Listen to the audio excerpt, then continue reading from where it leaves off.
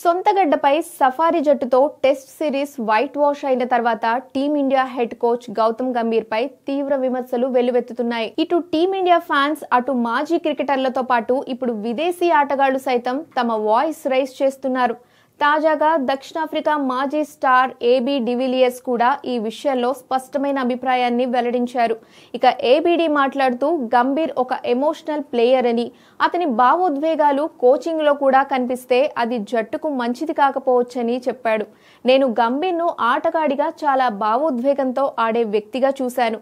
అలాంటి వ్యక్తి కోచ్ అయితే అది జట్టుకు కొన్నిసార్లు నష్టమే. అయితే అతను లోపల ఎలా లీడ్ చేస్తాడో నాకు పూర్తి అవగాహన లేదు. ప్రతి కోచ్ స్టైల్ వేరు. కొందరు ప్లేయర్లు మాజీ ఆటగాడిని కోచ్ గా ఇష్టపడతారు, మరికొందరు పూర్తిగా కోచింగ్ నే కెరీర్ గా తీసుకున్న వారిని ఇష్టపడతారు అని డివిలియర్స్ అశ్విన్ తో జరిగిన సంభాషణలో చెప్పాడు. కాగా గంభీర్ ను విమర్శించిన డివిలియర్స్ మరోవైపు South Africa coach Shukri Conrad ప్రశంసల్లో ముంచెత్తాడు. కాన్రాడ్ చాలా శాంత స్వభావం గల కోచ్. అతను డేటా, గణాంకాల ఆధారంగా నిర్ణయాలు తీసుకుంటాడు.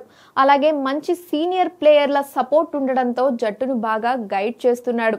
రబాడా, బవుమా, మార్కరం లాంటి వాళ్లు ముందుండి లీడ్ చేస్తున్నారు అని డివిలియర్స్ పేర్కొన్నాడు.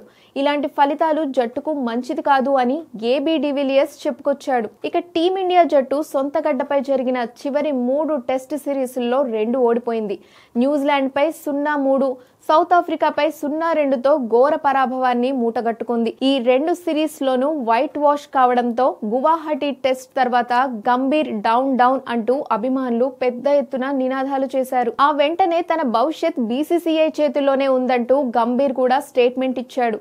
ఈ విషయమై ఓ బీసీసీఐ అధికారి స్పందిస్తూ గంభీర్ విషయంలో పెద్దగా ఆలోచించేది లేదని, 2027 వరకు తన కాంట్రాక్ట్ కొనసాగించే అవకాశం ఉందని వెల్లడించారు.